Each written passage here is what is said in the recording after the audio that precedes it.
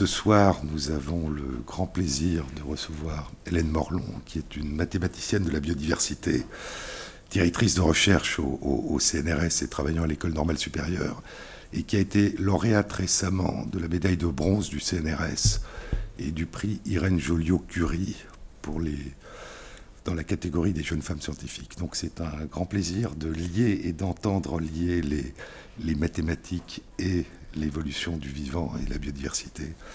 Merci beaucoup, merci pour cette invitation. C'est vrai que c'est assez mythique pour une biologiste de l'évolution de faire partie d'une série, Les battements du temps, qui est un peu satellite de l'émission Sur les épaules de Darwin, qui bien sûr est un mythe pour tout biologiste de l'évolution.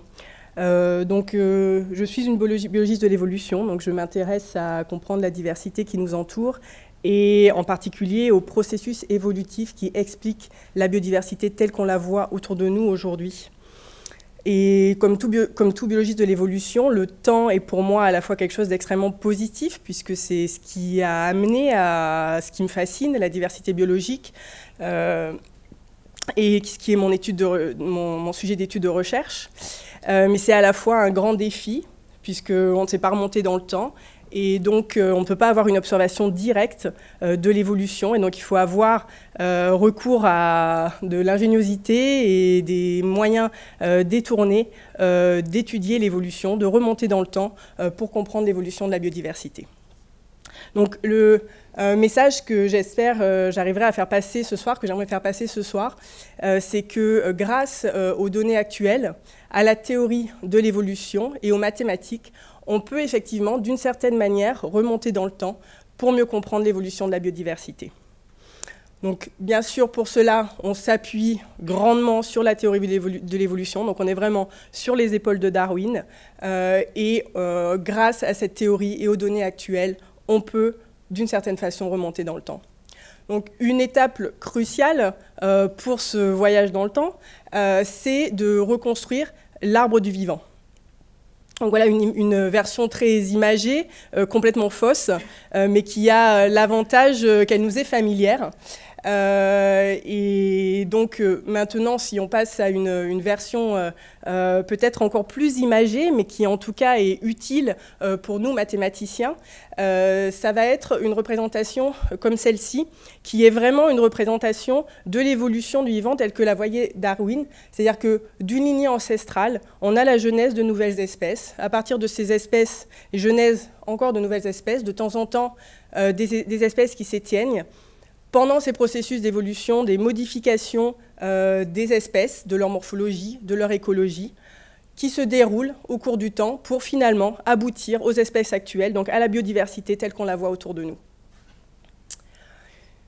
Et en préparant cette intervention, je regardais l'intervention d'Éric Batteste et j'aimais beaucoup une référence que Jean-Claude a eue sur non pas voir un arbre du vivant, mais un corail du vivant, puisqu'effectivement, toutes les branches qui appartiennent au passé sont mortes, sont des lignées qui sont éteintes, qu'on pourrait avoir si on avait suffisamment de fossiles. Mais vraiment, dans cet arbre, tout ce qu'il y a de réel, ce sont les espèces actuelles. Tout le tronc de l'arbre appartient au passé, ce sont des espèces qui sont éteintes.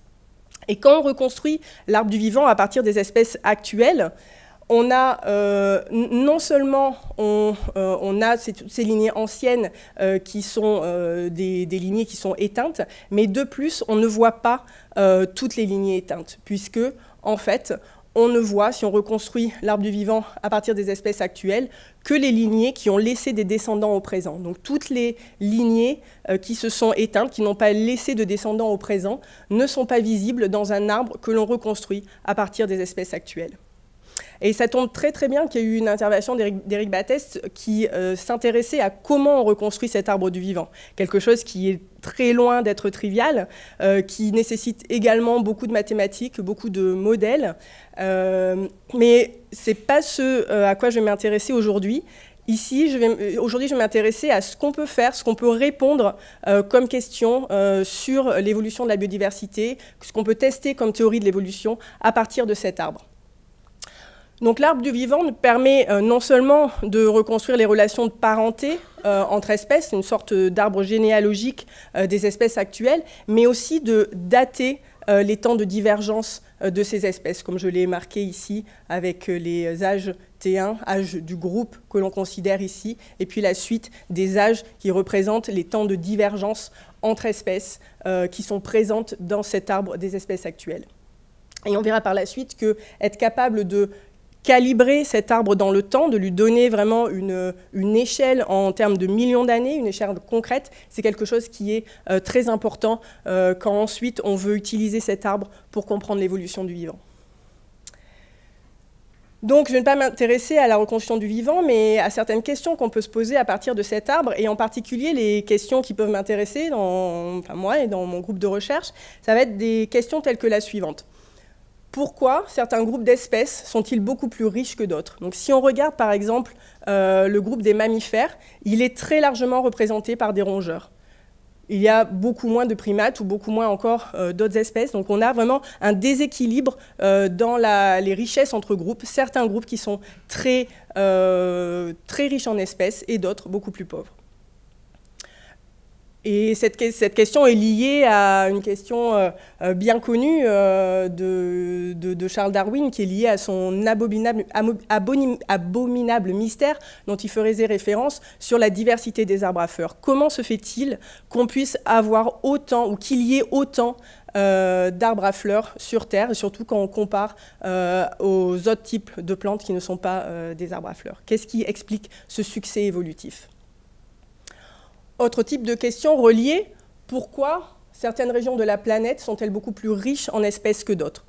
Donc en particulier, si on regarde la répartition de la richesse spécifique, ici c'est pour les mammifères, mais ça serait vrai pour beaucoup d'organismes, pour les oiseaux, pour même les micro-organismes, on a ce qu'on appelle un gradient de diversité avec une richesse qui s'accumule vers les tropiques, donc énormément d'espèces dans les zones tropicales, et puis quand on monte au niveau de l'équateur puis des pôles, une baisse de la richesse spécifique.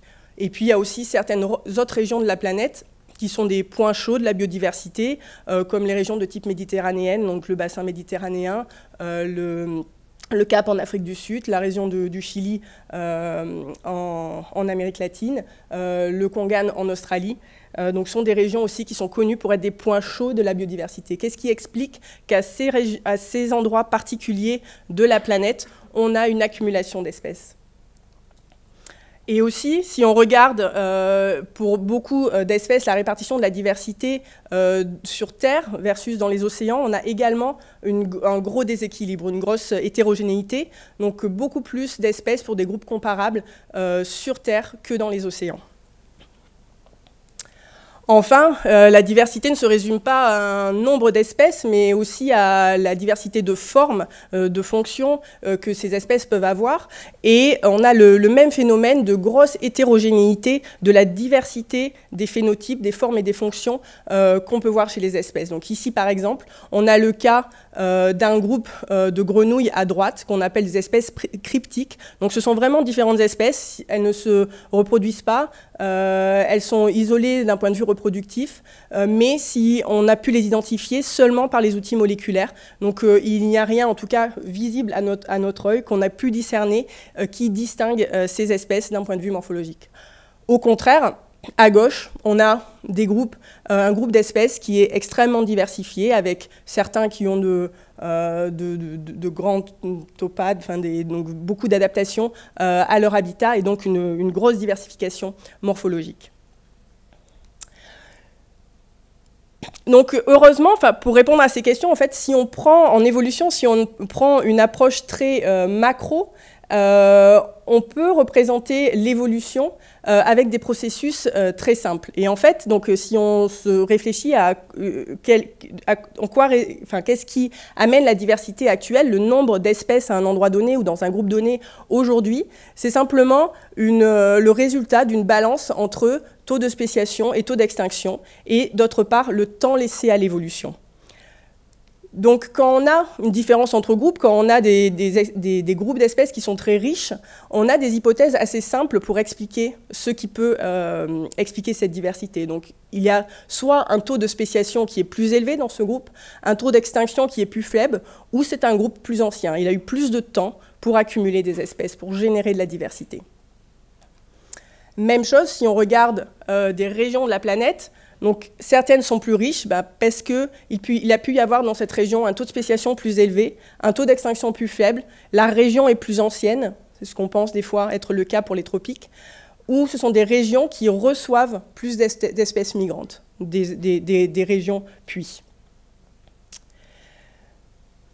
De la même façon, la diversité actuelle de formes résulte de quelques processus simples. Donc, d'une part, du mode d'évolution. Est-ce qu'on a une évolution graduelle à laquelle il faut du temps, ou est-ce qu'on a une évolution ponctuée où on peut avoir des gros sauts évolutifs? Est-ce qu'on a une évolution par convergence où les phénotypes vont tendre à se ressembler, par exemple pour s'adapter à un environnement particulier, ou une évolution divergente? Et puis aussi, bien sûr, encore, de cette variable, le temps. Donc, il y a besoin de temps pour créer de nouvelles formes. Donc, pour en revenir à notre question de pourquoi certains groupes sont plus diversifiés morphologiquement que d'autres, mais ça peut être si on a une évolution ponctuelle, car il y a des innovations clés. Si on a une évolution graduelle, des vitesses d'évolution plus rapides chez ce groupe que chez d'autres. Et aussi, il peut y avoir une évolution qui est divergente, qui va être génératrice de diversité, versus une évolution convergente qui, elle, va réduire la diversité morphologique. Donc maintenant, on va en arriver un petit peu au modèle mathématique, puisqu'on a finalement des processus très simples, peu de paramètres qui nous permettent d'expliquer la biodiversité actuelle via ces processus de spéciation, d'extinction qui se déroulent au cours du temps.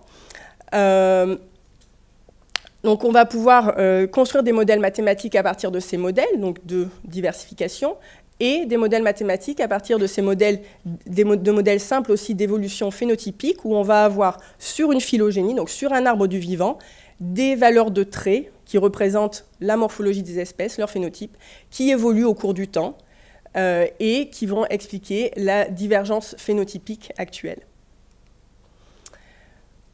Et il se trouve qu'on arrive en fait à calculer les probabilités d'un arbre actuel, donc d'un arbre qu'on a pu reconstruire avec des données moléculaires. On peut calculer sa probabilité en fonction, par exemple, des taux de spéciation et d'extinction.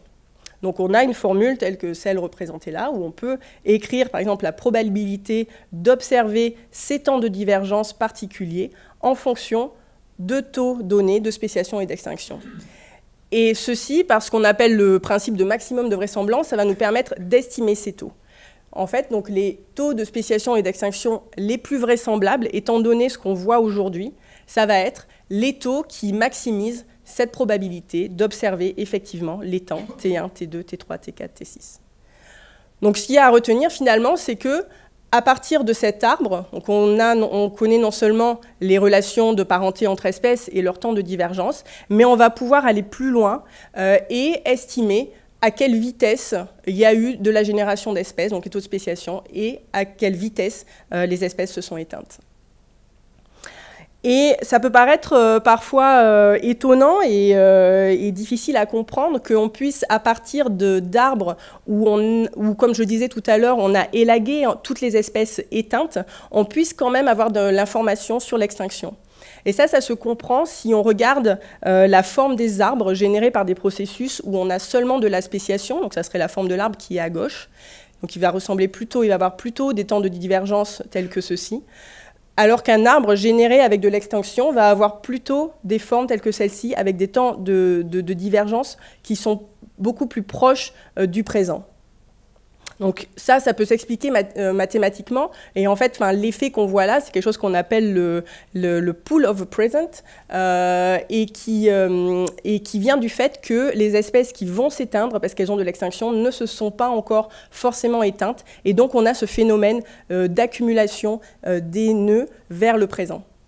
Et ce qui est notable, ce qu'on peut remarquer, c'est que si on avait eu une lecture un peu naïve, sans mettre derrière des modèles de ces arbres, on aurait eu plutôt tendance à dire qu'on a un groupe ici qui se porte plutôt bien, où il y a beaucoup de spéciation vers le récent, donc beaucoup de diversification par rapport à ce groupe-là.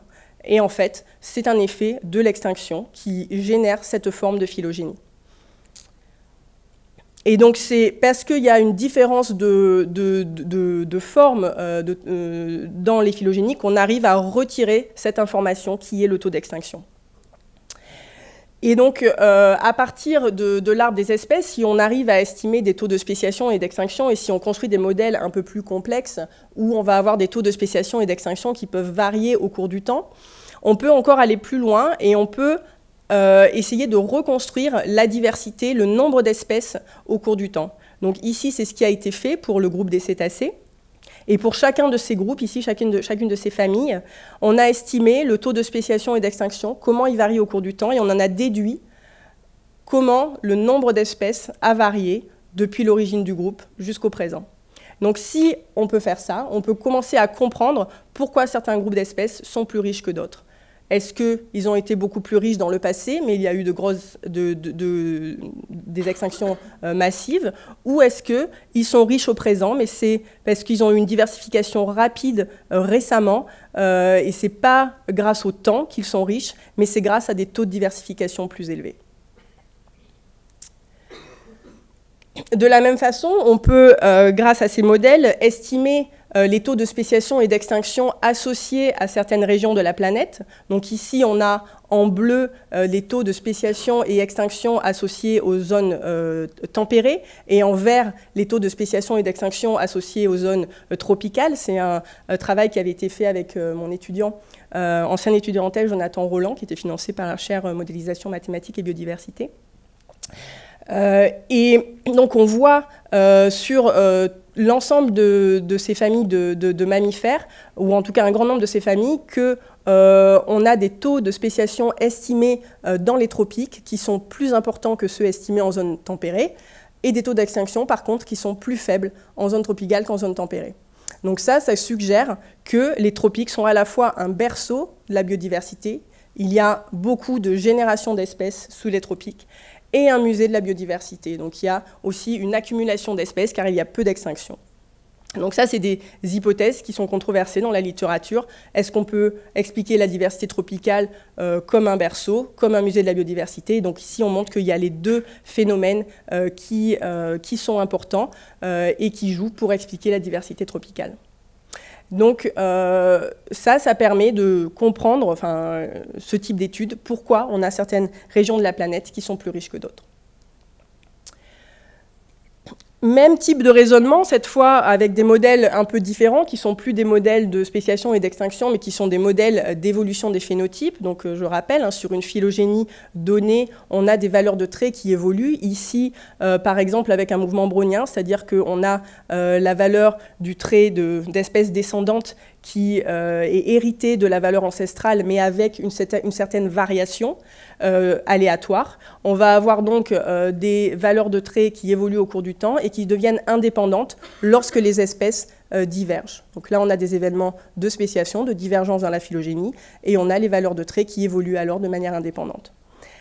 On arrive, pour ces modèles, à calculer les probabilités d'observer des valeurs de traits données, des espèces actuelles, ici donc X1, X2, X3, X4, en fonction du modèle considéré, ici par exemple un modèle d'évolution brownien, et des paramètres de ce modèle d'évolution. Donc ici par exemple le paramètre de diffusion du brownien qui va représenter en quelque sorte la vitesse d'évolution des phénotypes. Si on a des sigmas importants, on va avoir de grosses variations par rapport à la moyenne, des vitesses d'évolution qui peuvent être importantes, alors que si on a un sigma faible, on va avoir une évolution très contrainte.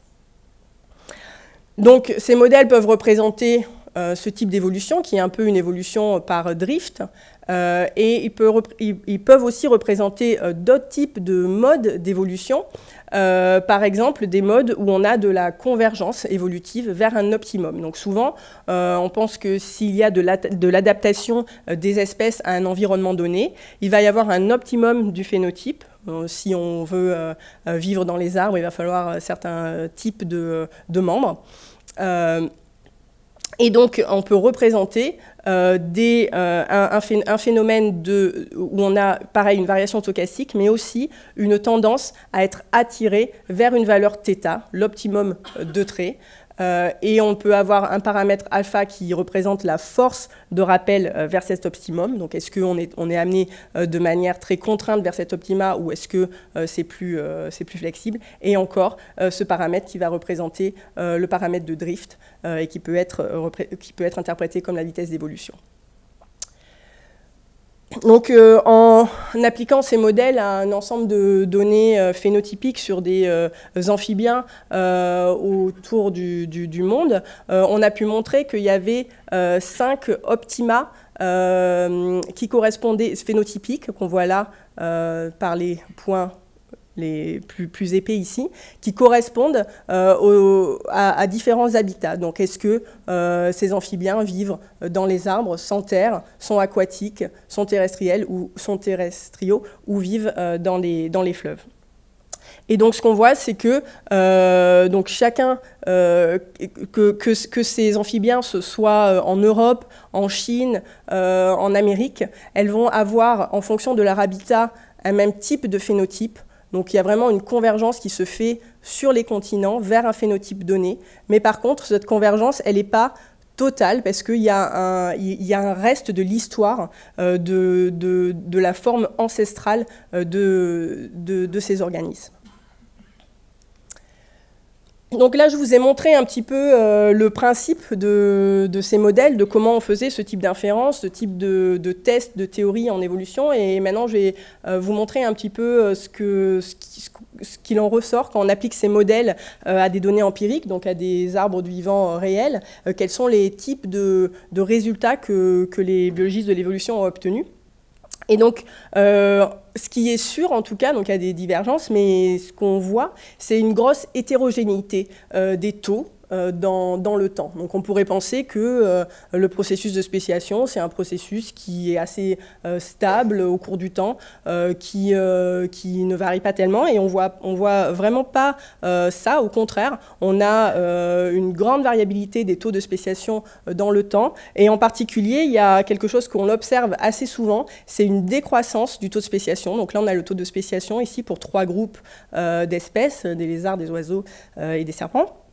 Et on voit qu'on a une estimation des taux de spéciation qui diminue dans le temps. Et je parlerai un peu plus tard des explications qu'on peut avoir pour cette diminution des taux de spéciation dans le temps.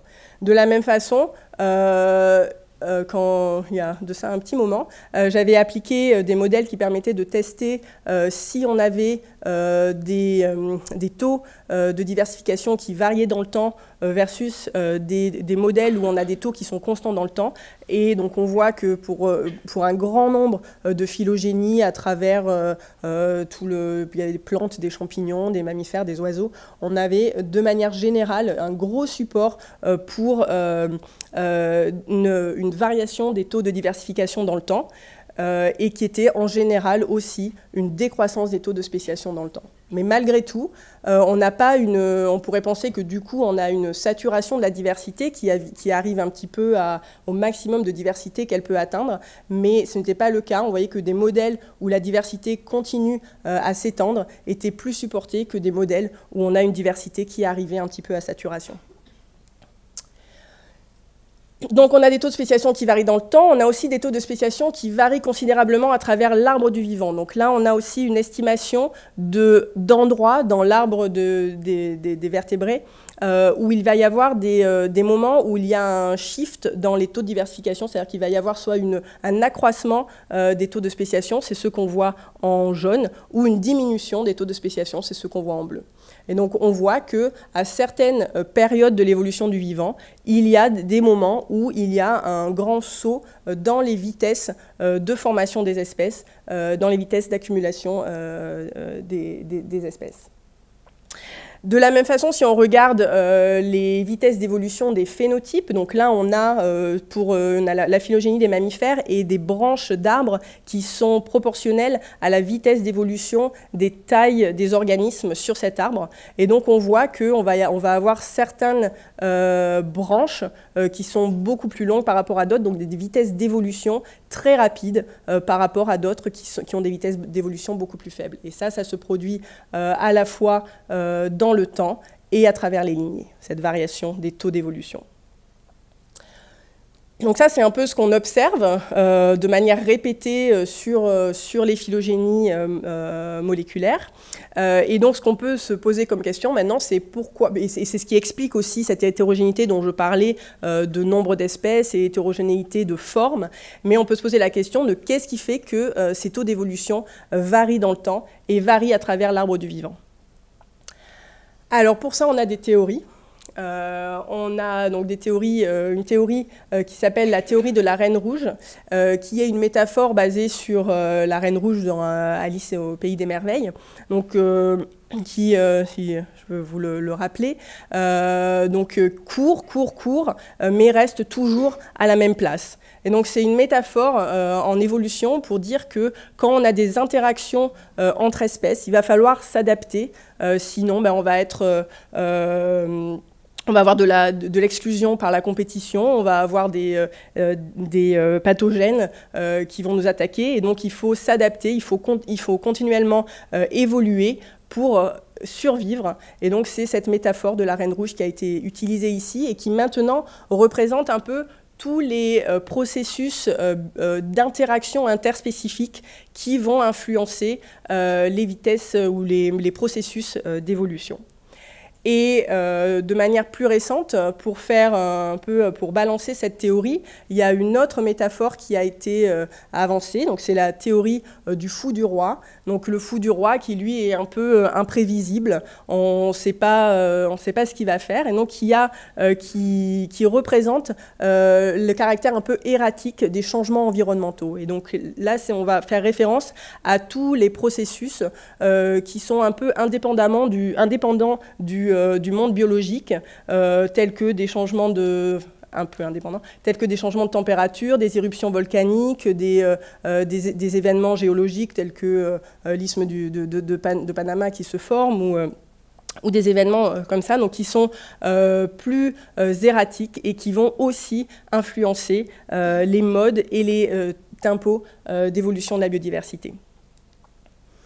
Donc, de manière récente, dans mon équipe, on s'est attaché à développer un peu les modèles qui nous permettent de tester ces hypothèses, donc les hypothèses de la reine rouge, l'hypothèse du fou du roi, et donc qui reviennent finalement à tester s'il y a une importance des changements environnementaux et lequel sur les vitesses de diversification et sur l'évolution des phénotypes.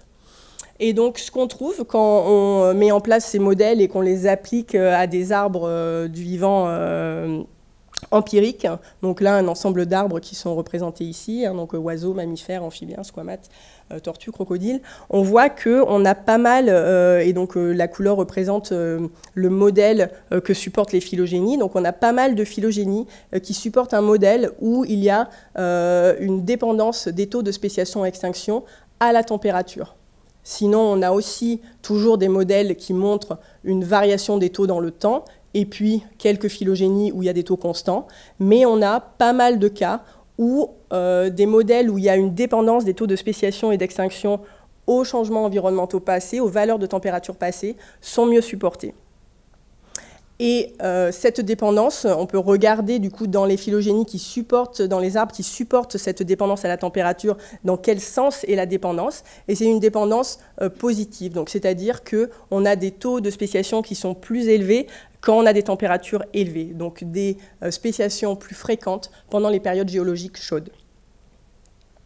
Donc si on en revient à que j'avais dit qu'on observait pas mal dans les arbres du vivant, à savoir qu'il y avait un ralentissement des taux de spéciation dans le temps. Peut-être qu'on tient là une explication possible, dans la mesure où, au cours du Cénozoïque, il y a eu globalement une décroissance, un refroidissement de la planète, donc une décroissance des températures. Donc s'il y a par ailleurs des spéciations qui sont plus élevées pendant les températures chaudes, eh ben, on aurait donc des taux de spéciation qui diminuent au cours du Cénozoïque en lien avec le refroidissement planétaire. Et jusqu'ici, ce patron qu'on voit, donc cette décroissance des taux dans le temps, a été expliqué par vraiment d'autres types de processus, des processus plutôt liés aux interactions interspécifiques et en particulier à la compétition entre espèces lors de radiations adaptatives. Donc quand on a des radiations adaptatives, on aurait au début une diversification très rapide avec les espèces qui occupent de nouvelles niches, et lorsqu'on a accumulation d'espèces, il y a de la compétition qui va réduire les possibilités de coloniser de nouvelles niches, et donc on va avoir une réduction des taux de spéciation. Donc on voit qu'on a là deux hypothèses complètement différentes sur l'origine de la décroissance des taux de spéciation dans le temps, et qui pour l'instant restent controversées dans le domaine. Donc de la même façon, on a développé des modèles qui permettent de tester si les vitesses d'évolution des phénotypes dépendent ou ont varié en fonction des climats passés. Et donc là, on voit pareil pour le support de modèle pour un ensemble de groupes d'oiseaux et de mammifères qui supportent une dépendance des taux d'évolution des tailles des organismes au climat. Et donc, ils sont en jaune par rapport à d'autres modèles, une série de modèles qu'on considère de manière classique dans la littérature. Et on voit qu'on a un support important, encore une fois, pour des modèles qui suggèrent qu'il y a une dépendance des vitesses d'évolution au climat passé. Et cette fois, on a une dépendance qui est ici mesurée par ce paramètre bêta, là, qui est négative, donc c'est-à-dire qu'on a, et ça c'est vrai pour un peu l'ensemble des groupes, c'est-à-dire qu'on a une évolution qui est cette fois plus rapide pendant l'évolution des morphologies, des phénotypes, ici les tailles des organismes, qui sont plus rapides pendant les périodes géologiques froides. Donc, bien entendu, j'ai ici parlé de changements climatiques, mais ce ne sont pas du tout les seuls changements environnementaux qu'il y a eu. Et en fait, on peut imaginer toute une batterie, en général, de variables environnementales qui varient énormément au cours du temps géologique et qui peuvent influencer l'évolution, que ce soit la diversification ou l'évolution des phénotypes des organismes. Et ici, je voulais illustrer ça avec une étude qui est...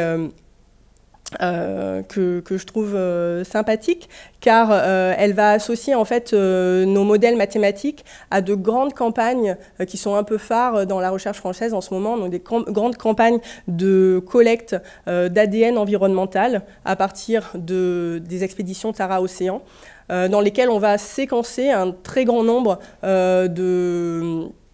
d'organismes avec des techniques de métagénomique.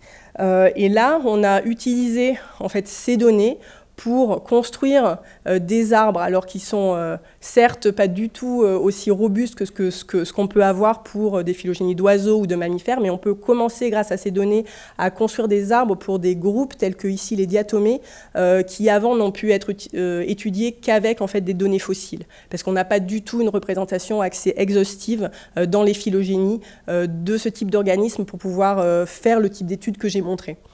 Donc là, avec ce nouveau type de données, et en utilisant aussi des phylogénies plus robustes, construites avec d'autres gènes et des organismes modèles mieux séquencés, on peut commencer à arriver à avoir un arbre du vivant pour de tels organismes et regarder, du coup, quelles sont les variables environnementales qui ont influencé la diversification de ces groupes.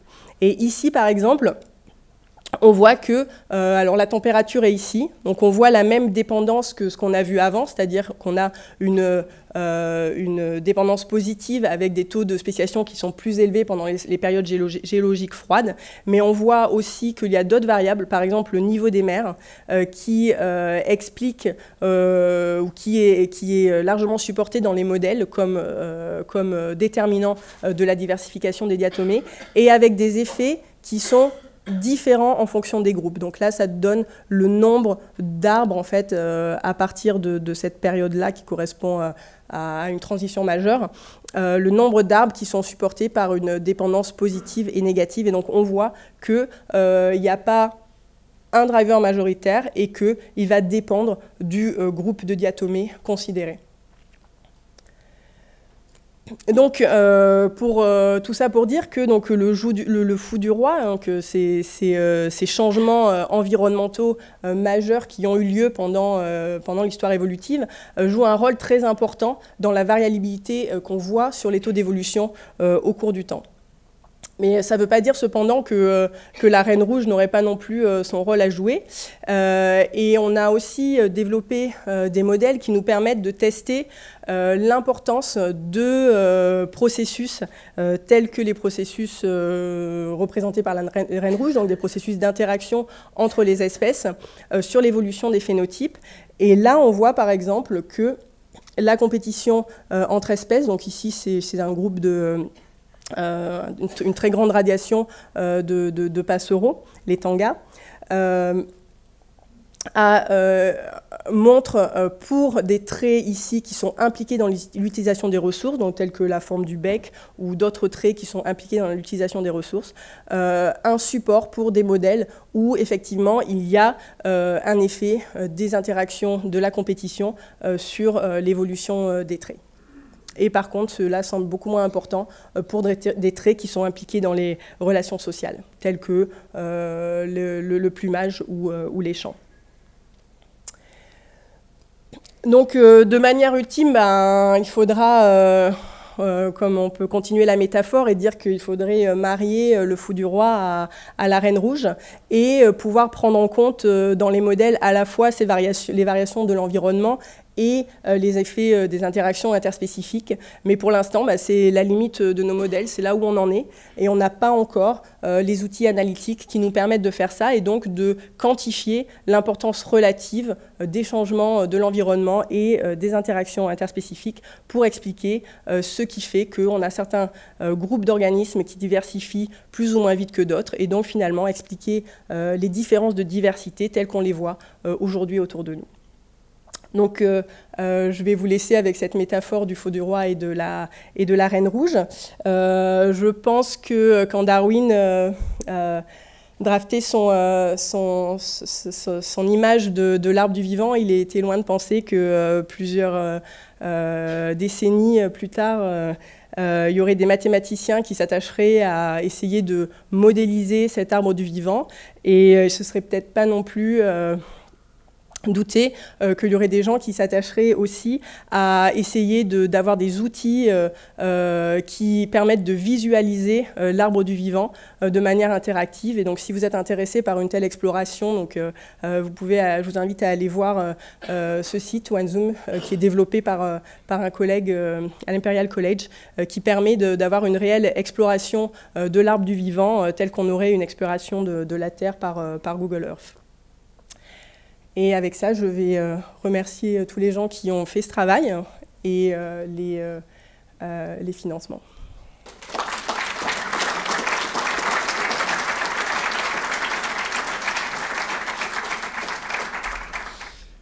Pierre-Henri Gouillon, merci beaucoup pour ce beau voyage. Ce que vous disiez à la fin, d'ailleurs, que Darwin n'aurait pas imaginé.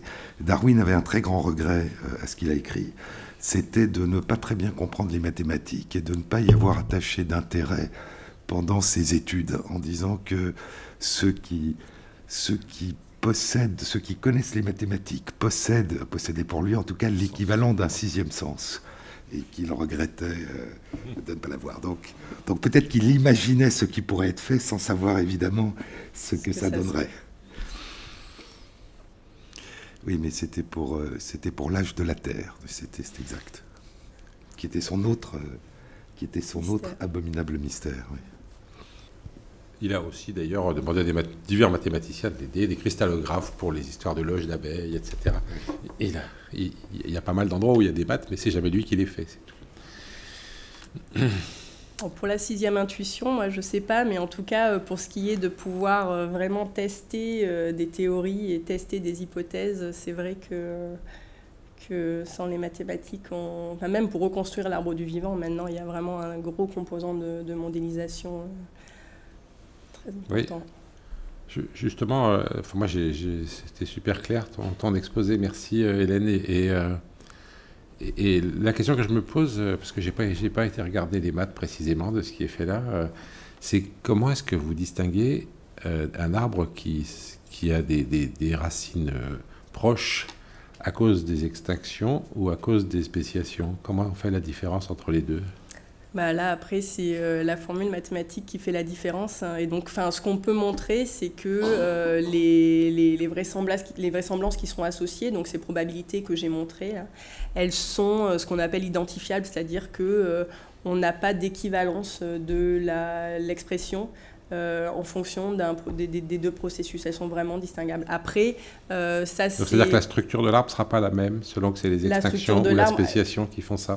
Et ça dépend aussi de l'hypothèse qu'on fait sur la variation temporelle du taux de spéciation. Quand tu dis si on met des spéciations plus importantes vers le présent, ça dépend de la forme qu'on va imaginer pour cette dépendance au temps du taux de spéciation. Mais après, c'est vrai que même si mathématiquement c'est identifiable, on voit aussi qu'il y a des scénarios qui produisent des arbres très proches, c'est vrai, et que c'est une des limites de l'approche. En fait, ça donne ce que vous disiez, ça donne des probabilités. Voilà. Et donc, ça permet de raisonner en termes de vraisemblance. Mais est-ce qu'à partir de ces arbres, pour lesquels, comme vous disiez, on élague tout ce qui a été éteint, est-ce qu'on peut faire un certain nombre de prévisions et essayer de le corréler, sans avoir fait ces prévisions en les connaissant, avec les fossiles, là où ils sont relativement nombreux? Est-ce qu'on peut valider ces arbres par les fossiles? Et qu'est-ce que ça donne? Alors c'est dommage que je ne l'ai pas montré parce que justement dans mon étude où on regarde la diversité en espèces des groupes de cétacés, on a comparé justement la courbe qui est obtenue avec cette approche donc par l'arbre du vivant à la courbe qui a été reconstruite avec les fossiles. Et dans ce cas-là, c'est un cas où on colle bien. Alors après, je ne dis pas que ça serait ce qu'on obtiendrait tout le temps. Et en tout cas, ce qui se fait maintenant est vraiment la direction à suivre et ce qui, je pense, fera qu'on aura de meilleures inférences, c'est que maintenant, on commence vraiment à intégrer les données fossiles dans les données et dans les modèles. Donc on a maintenant... Moi, j'ai présenté des modèles qui s'appellent des modèles de naissance-mort. Et maintenant, il y a des modèles qui viennent qu'on connaît comme fossilized birthday, donc qui intègrent aussi les occurrences fossiles. Et on voit d'ailleurs que quand on fait ça par rapport à si on ne l'a pas fait, des fois, quand on ne le fait pas, quand on n'intègre pas le fossile, on est loin du compte. Donc ça, c'est vrai. Et du coup, ça veut dire que vos arbres sont très différents de ceux des systématiciens qui mettent les fossiles au même moment que les actuels? Alors ça, les systématiciens, ils ne mettent pas forcément les fossiles au même moment. Enfin, pardon, j'ai pas... Ouais. Bon, dans le même arbre. En systématique phylogénétique, ils ne les mettent pas dans la... Ils les mettent au bout, et du coup... Là, oui. C'est certainement très différent, alors, oui. C'est un vrai problème entre les gens qui font de l'évolution et ceux qui font de la systématique. Ça. Parce que l'axiomatisation de la systématique, de la classification, ne permet pas de dire que les fossiles ne sont pas au même moment que les actuels, quoi, disons. Les évolutionnistes et les systématiciens ne sont pas toujours d'accord. Maintenant, il y a des approches qui permettent quand même de placer les fossiles pas au présent, dans les reconstructions d'arbres, heureusement. Des approches qui permettent de le faire. En fait, si j'ai bien compris, c'est quand même une vision dynamique dans le temps que vous recherchez, puisque c'est une notion de temps, d'évolution, par rapport à ce que j'en ai compris. Par contre, cette notion dynamique permet-elle, et probabiliste, permet-elle aussi de décrire un chemin vers l'avenir? instruit du temps? Oui, non, mais c'est pas du tout... c'est une très bonne question et on me la pose souvent. Surtout, effectivement, quand je commence à regarder les effets des changements environnementaux passés sur la diversification, on me dit est-ce que, du coup, on peut projeter un petit peu ces résultats avec les changements actuels et prédire ce qui va se passer. Alors, on peut le faire. Hein. On a un modèle, on a un taux qui dépend du temps, de la température. On peut mettre dans ce modèle-là la température qu'il y aura dans 10 ans, 20 ans, 30 ans. Maintenant, les résultats que ça nous donne, moi, je les prendrai avec énormément de pincettes, sachant que là, donc, on fait des inférences sur des millions d'années. Donc on regarde en fait des tendances ou des dépendances des taux de spéciation d'extinction à l'environnement qui ont eu lieu sur des échelles de temps très longues. Et donc de faire le raccourci, de les appliquer aux changements actuels avec des pressions de sélection qui sont très différentes et c'est très risqué. Mais on peut le faire. Mais dans ce que vous disiez, il y avait quand même le fait que la proximité de la spéciation par rapport au présent suggérait un phénomène d'extinction plus important. Donc il y a un certain type de prédiction qui pourrait être fait. Si vous, les meilleures prédictions, c'est au fond celles dont l'avenir s'est déjà déroulé. Et donc, est-ce qu'on peut, à partir de ces arbres, remonter dans le passé et essayer de prévoir ce qui s'est passé plus tard ? Du coup, ce qui s'est passé aujourd'hui. Aujourd'hui, ou il y a quelque temps. Est-ce que là, on peut mesurer la robustesse de ce type de prédiction ? C'est une bonne idée. C'est pas quelque chose qu'on fait ou qui est fait, mais potentiellement, ça pourrait être fait. Enfin, je voudrais quand même ajouter qu'il y a... Par exemple, tu as parlé de la différence de diversité entre les océans et les terres.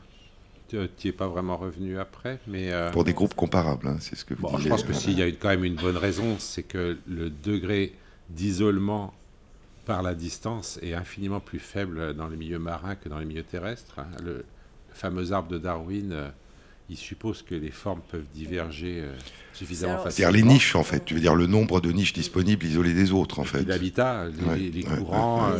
C'est pas du tout la seule hypothèse qui est avancée. C'est pas la seule, voilà, justement.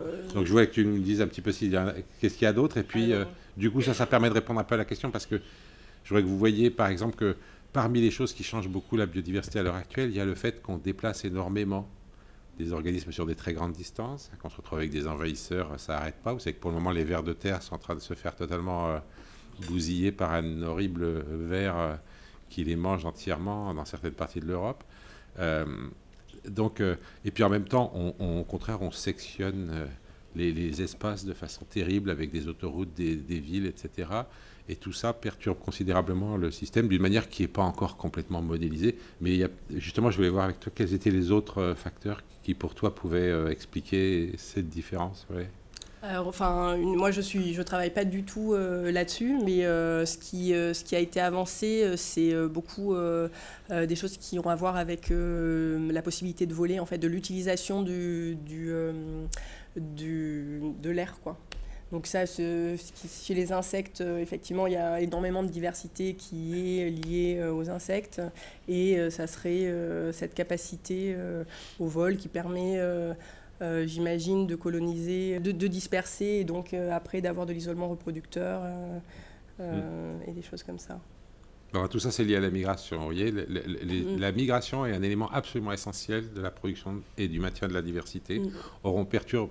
Il y a le changement climatique, mais il y a aussi tout ce qu'on change sur la migration, les possibilités de migration, en les augmentant sur les très grandes distances et en les diminuant sur des distances moyennes, qui a certainement un impact extrêmement fort qu'on est en train de modéliser, mais on ne peut pas dire qu'on soit encore... Mais il y a des analogues dans le passé, ça va être les systèmes insulaires avec il y a eu beaucoup de changements dans les niveaux des mers. Et donc, dans des systèmes comme en Indonésie, où il y a énormément d'îles qui sont proches du niveau de la mer, il y a, en fonction des changements des niveaux des mers, il va y avoir ce phénomène d'isolement reproducteur ou de connexion des continents. Donc, qui est encore, c'est une analogie qu'on peut utiliser pour voir qu'est-ce qui se passe quand on a de fractionnement de l'habitat. Mais bon, encore une fois, c'est une analogie assez grossière. C'est important, en fait, cette notion, parce que ça veut dire qu'on parle énormément du climat, mais des climats quelques degrés de plus, il y en a eu très souvent. Par contre, cette segmentation et ce déplacement, c'est sans doute rarement fait. La dispersion aux distances où on les fait aujourd'hui, c'est jamais arrivé. Je veux dire que des machins débarquent, des gros machins débarquent, traversent les océans, c'est jamais arrivé. Alors on a des sports de fougères qui arrivent à traverser l'océan Atlantique, mais on n'a jamais de grosses bêtes. Ouais, c'est pas arrivé dans les dérives continentales. Non, après les dérives continentales. Voilà, puisqu'on trouve en fait, mais ça arrive à des moments particuliers. Une chose sur ce que vous évoquiez sur les océans, le fait qu'il n'y ait pas assez de niches, est-ce que ça peut pas être aussi une moindre compétition, ce que vous disiez, si la reine rouge, c'est-à-dire les interactions nombreuses, favorise la spéciation. Donc ça pourrait être le manque de niche, mais ça pourrait être aussi éventuellement une moindre compétition que pour les animaux terrestres. Pour moi, c'est moins le manque de niche que le manque d'isolement. Mais ce qui normalement si vous avez des espèces côtières, eh ben, elles peuvent se déplacer le long de la côte. D'accord, donc il y a moins d'isolement géographique en fait. Ouais. D'accord, moins de spéciation géographique. En gros, les espèces côtières, elles sont en 1D, les espèces terrestres, elles sont en 2D.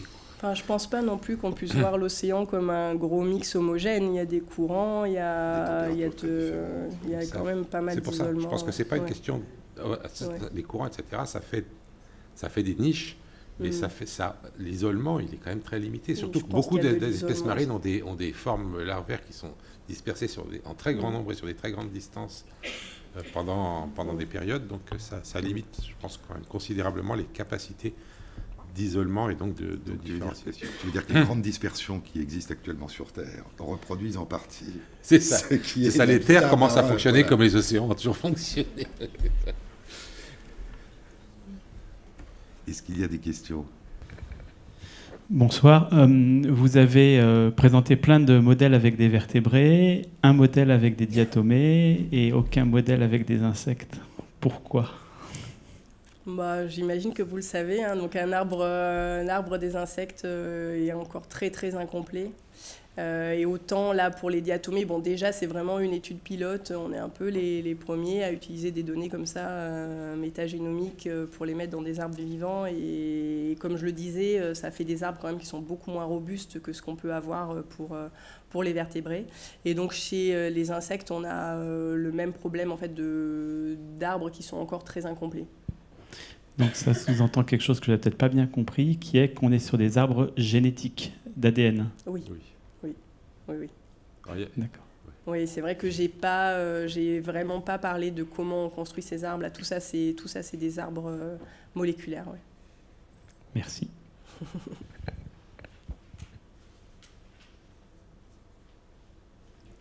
Oui, Oui, donc à propos d'arbres génétiques, il y a une très grande corrélation entre les arbres génétiques et les arbres linguistiques qu'on peut observer, donc partout sur la planète. Alors, est-ce que si on s'intéresse aux langues naturelles et aux familles de langues qui sont écrites aussi par des arbres, est-ce que vos modèles, ce sont à peu près les mêmes ou ce sont des modèles totalement différents ? Non, ils sont très similaires et il y a des gens qui le font et qui utilisent justement les langues pour, par exemple, retrouver des estimations de dates de colonisation de certains endroits ou d'arrivée de certaines populations, et c'est des modèles qui sont très similaires. L'île de Pâques est un cas d'école. Hein.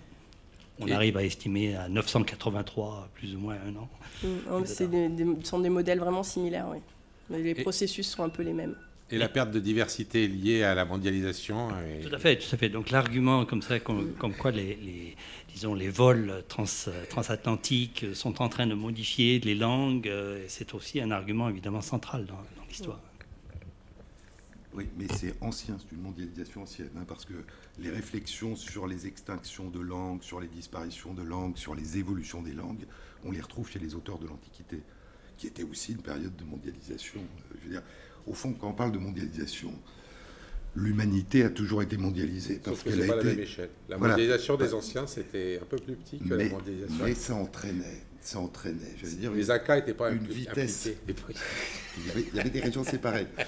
Mais la vitesse de spéciation et d'extinction des langues a toujours existé. Sinon, on parlerait d'ailleurs des langues extraordinairement semblables et n'ayant pas beaucoup varié jusqu'à une période récente. Donc il y a toujours eu ce phénomène de génération de diversité qui s'accompagne toujours de pertes. C'est aussi ce qui est paradoxal, c'est que les extinctions, pour tout ce qui nous paraît précieux, c'est quelque chose de tragique.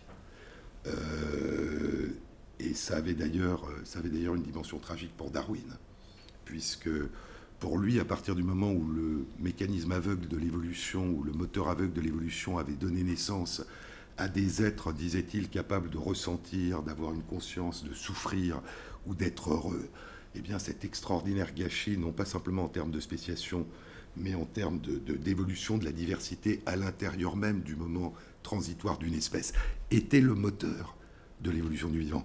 Donc au fond, chaque fois qu'on dit, et c'est le cas de tout, que quelque chose évolue, eh bien ça veut dire qu'il y a de la perte, ça veut dire qu'il y a des choses qui disparaissent, ça veut dire qu'il n'y a pas simplement multiplication et diversification de choses qui restent, mais des entités disparaissent. Et c'était vraiment le peu de survivants dans chaque espèce qui explique lors de la confrontation à l'environnement le fait que certains ont plus de descendants que d'autres. C'est une des premières réalisations presque enfantines, d'ailleurs c'est la seule utilisation des maths assez élémentaires que je connaisse chez Darwin et chez Wallace, qui compte l'un combien il y aurait d'oiseaux, l'autre je ne me rappelle plus quel animal. Des éléphants, je crois.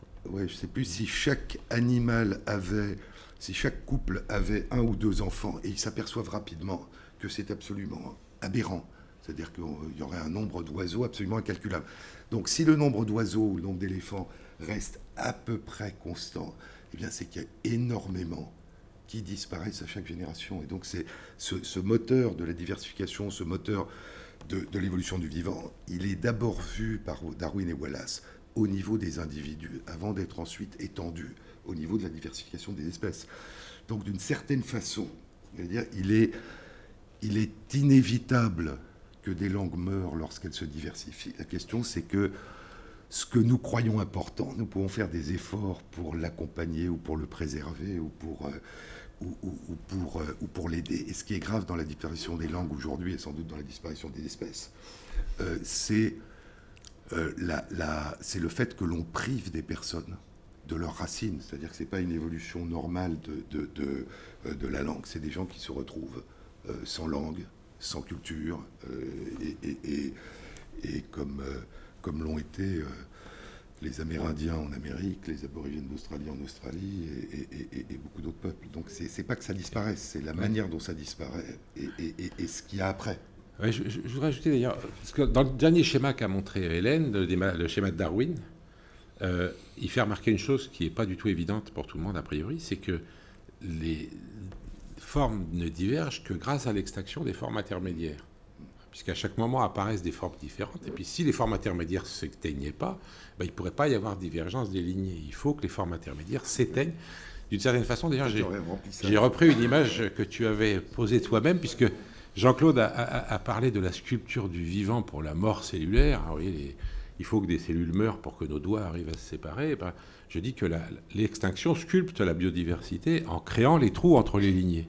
C'est difficile de faire l'expérience de penser qu'est-ce qui se passerait s'il n'y avait aucune extinction de lignée, mais on aurait un magma homogène, il n'y aurait pas cette diversité qu'on connaît. C'est des extinctions de population à ce moment-là, pas des extinctions d'espèces. Voilà, alors ça c'est le problème, c'est que Darwin ne fait pas du tout la différence entre l'extinction d'un individu, d'un groupe d'individus, d'une population, d'une variété, d'une sous-espèce, etc. Tout ça est mis dans le même paquet de la sélection. Hein. Mais il se pose une question étrange qui ressemble à la question qui venait d'être posée. Si la mémoire est bonne, en se demandant à un certain moment s'il y a une espérance de vie maximale pour les espèces. Ça avait déjà été posé avant, en fait.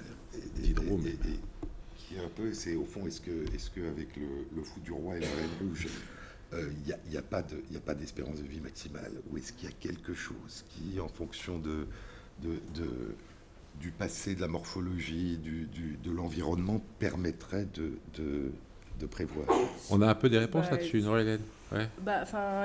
Comme il y a transformation, c'est difficile des fois de dire à partir de quand on considère que l'espèce est différente ou que c'est la même. Donc c'est difficile de parler d'espérance de vie d'une espèce parce que pendant ces millions d'années, elle va évoluer. Et à partir de quel moment on considère qu'elle est telle que l'ancestrale, c'est pas pas une question facile à Oui, aborder. c'est la question, vous avez raison, c'est la question comment est-ce que je peux dire, de la survenue d'une extinction, même si elle est partielle.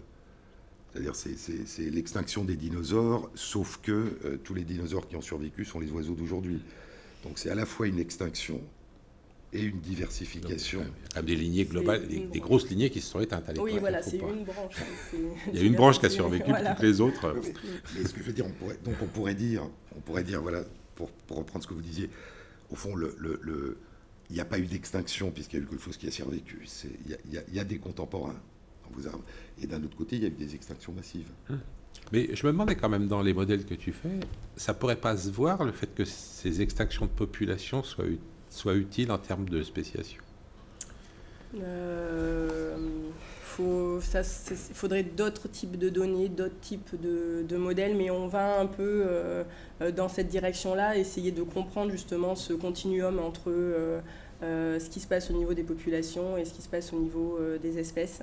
Mais donc pour ça, on manque encore de données où on aurait pour un grand nombre d'espèces des données génétiques sur les populations qui forment ces espèces. Pour l'instant, les données les études de génétique des populations vont se focaliser sur des groupes d'espèces assez restreints ou quelques espèces.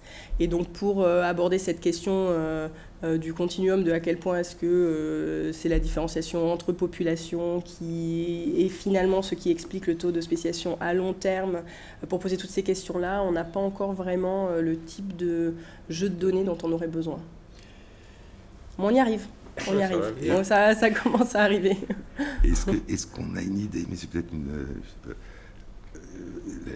est-ce qu'on a une idée comment est-ce que je veux dire, si l'ouverture du champ des possibles en matière de modification épigénétique joue un rôle, si la plasticité au niveau des individus et de la population joue un rôle dans les modalités et la rapidité de la spéciation, de l'extinction?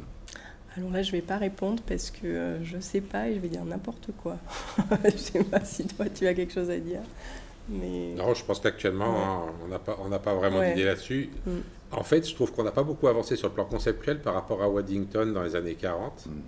Et l'idée de canalisation, du développement plus ou moins grande et de gènes qui peuvent changer. C'est-à-dire l'idée en gros, c'est que si jamais vous avez... des individus qui ont, avec les mêmes gènes, peuvent avoir des formes très différentes en fonction de l'environnement. C'est ça qu'on appelle un développement pas très canalisé. Hein, il y a une grande plasticité. Eh bien, si jamais l'une des formes devient plus efficace que l'autre, à ce moment-là, ça va sélectionner les gènes qui canalisent le développement vers cette forme-là. Et donc, le fait d'avoir une variation épigénétique pourrait ouvrir des voies à une évolution génétique. Et ça, c'est un modèle qui est tout à fait respectable et auquel je pense que la plupart des gens croient maintenant, mais on n'a pas encore de démonstration, on n'a vraiment pas d'études là-dessus à l'échelle de l'évolution. C'est joli ce que tu dis, parce que Waddington avait utilisé ce modèle aussi de pente des montagnes avec l'arrivée dans des zones stables pour la différenciation cellulaire. C'est-à-dire vraiment pour l'épigénétique, c'est-à-dire on a une cellule qui est identique, toutes les cellules du début du développement embryonnaire, et puis ensuite elle tombe... pour des raisons de hasard, parce que certains gènes sont utilisés et pas d'autres, elles vont glisser d'un côté ou pas, et ça sera la peau, ça sera les cellules nerveuses, etc. Et ce modèle, j'y pense parce que tu le dis, Yamanaka, avec ses travaux sur la différenciation des cellules qui sont en bas dans la vallée et qui peuvent être retransformées en cellules de type cellule embryonnaire, juste en leur permettant d'utiliser quelques-uns des gènes qu'elles ne peuvent plus utiliser depuis qu'elles ont dévalé la pente, montre en fait la plasticité dans le chemin inverse. C'est-à-dire qu'il y a à la fois la plasticité pour descendre les pentes et se différencier, et puis il y a une plasticité qui au moins peut être induite, c'est les cellules pluripotentes induites, pour remonter les pentes, d'ailleurs pas forcément jusqu'en haut, mais pour remonter des bouts de pente. Donc c'est en effet intéressant. C'est là qu'il y a des choses intéressantes à faire. Sur le plan conceptuel, on a des idées, mais il n'y a vraiment pour le moment pas de données fortes là-dessus. Et ce qui est terrible, c'est de voir que toutes ces idées, elles ont été exprimées il y a vraiment longtemps et que techniquement, on avance vachement, mais sur le plan conceptuel, on n'avance pas vite, quoi, actuellement. Oui, et alors c'est joli ce que tu dis, parce qu'en général, on ne sait jamais, enfin peut-être rétrospectivement, mais rétrospectivement, on ne sait jamais très bien quand les choses ont vraiment changé d'un point de vue conceptuel. Puisque quand des idées nouvelles apparaissent, c'est en général qu'elles sont surprenantes. C'est pour ça qu'on les appelle nouvelles. Et donc, on ne les attend pas. Et donc, c'est très difficile, comme pour l'extinction et la spéciation, je suppose, de prévoir à un moment donné ou dans une période donnée quelle est la probabilité que des révolutions ou des évolutions conceptuelles émergent, alors qu'on ne sait pas très bien, justement.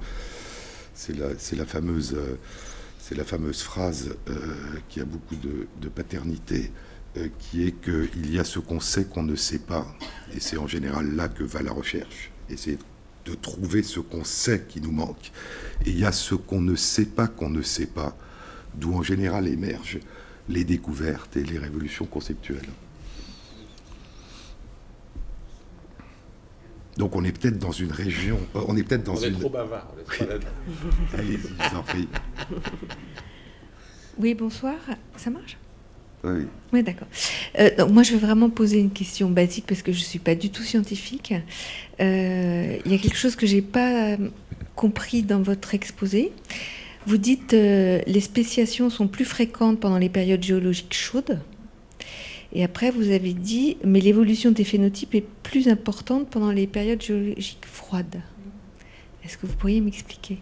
Oui, donc ça paraît se contredire, effectivement, mais en fait, il n'y a pas forcément de corrélation entre vitesse d'évolution des phénotypes et spéciation.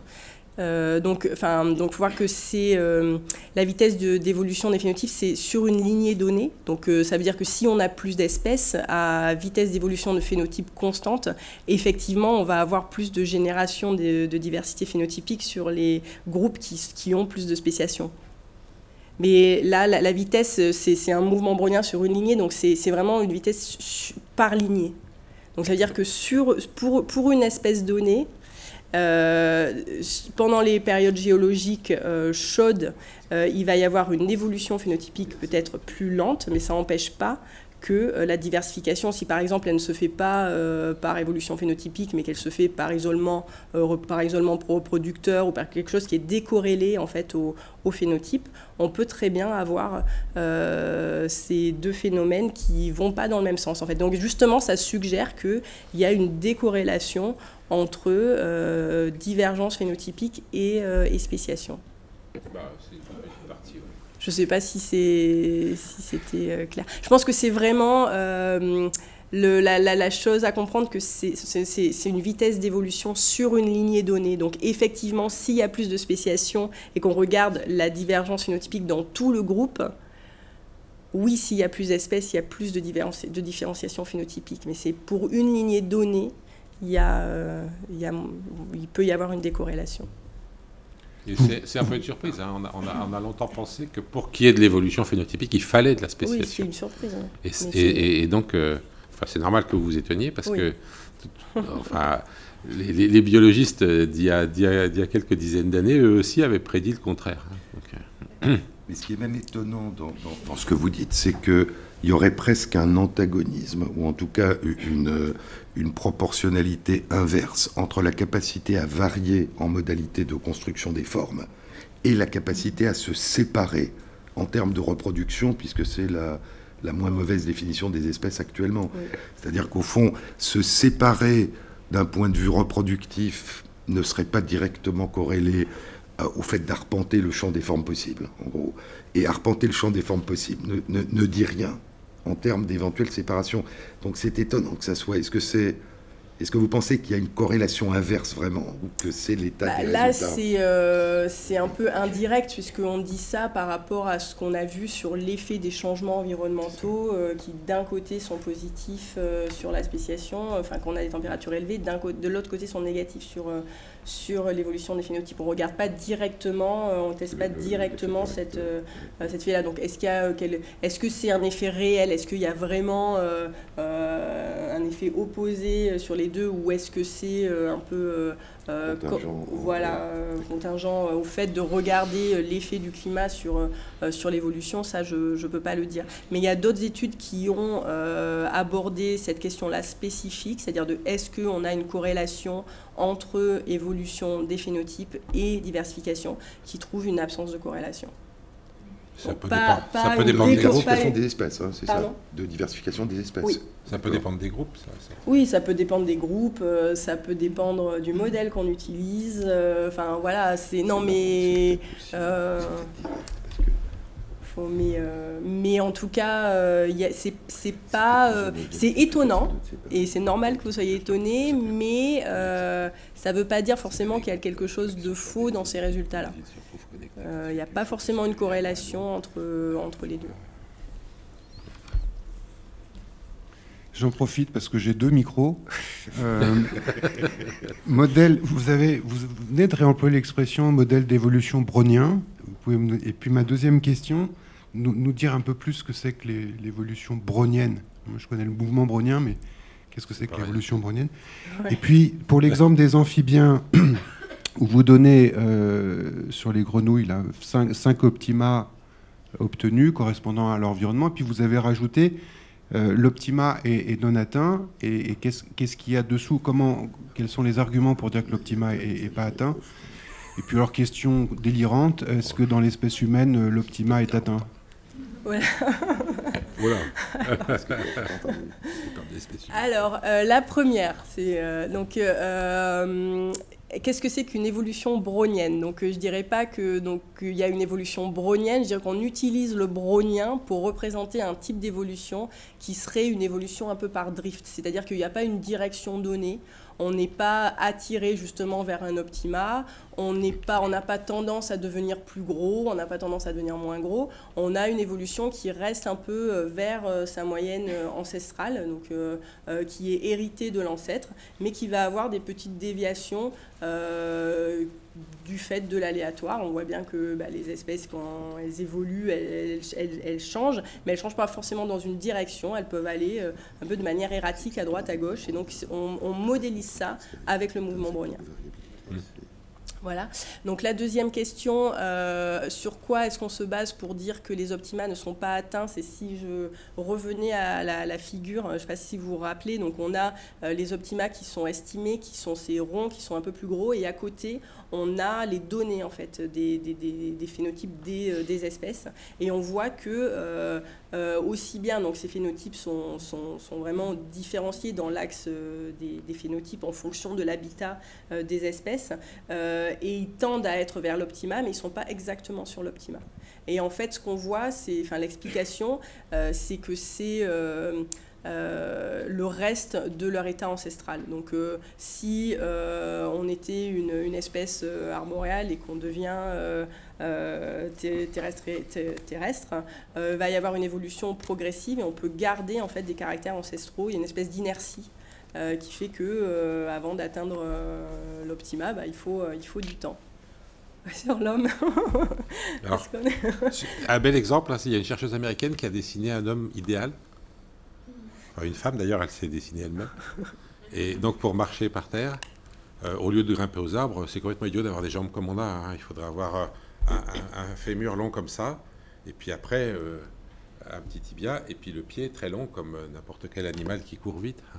Et donc, mais il y a d'autres choses qui nous restent, je crois. Et marcher sur les doigts de pied. Ouais. Et voilà, donc elle a dessiné quelqu'un comme ça, vous verrez, vous pourrez trouver ça sexy ou pas, ce sera votre choix. Mais, Et il me semble aussi qu'on a des yeux qui viennent de quand les mammifères étaient encore nocturnes. Il y a quelque chose comme ça aussi, on n'est pas vraiment adapté. Peut-être que je dis n'importe quoi, mais à vérifier. On a un nerf optique, qui a un trajet très étonnant que les céphalopodes n'ont pas, qui part en avant et qui revient en arrière et qui fait un trou dans la rétine. Ce qui n'est pas a priori l'optimum, mais ce qui fait une tâche aveugle que le cerveau réussit à remplir. Donc il y a plein de choses comme ça. Mais je pensais, il y a tout ce qui est inertie ancestrale. Oui, très bien.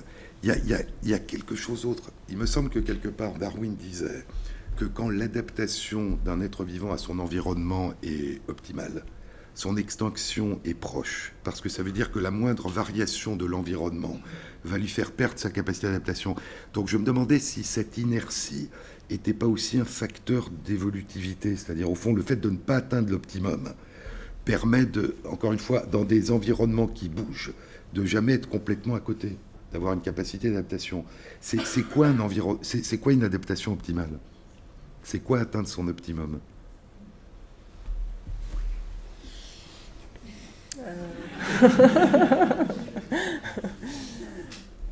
Ouais, moi je crois que le malheur, c'est que pour le moment, on est réduit à du hand-waving, à raconter des histoires. Mais vous voyez, par exemple, on s'est posé la question, il y a des espèces qui deviennent envahissantes et d'autres pas.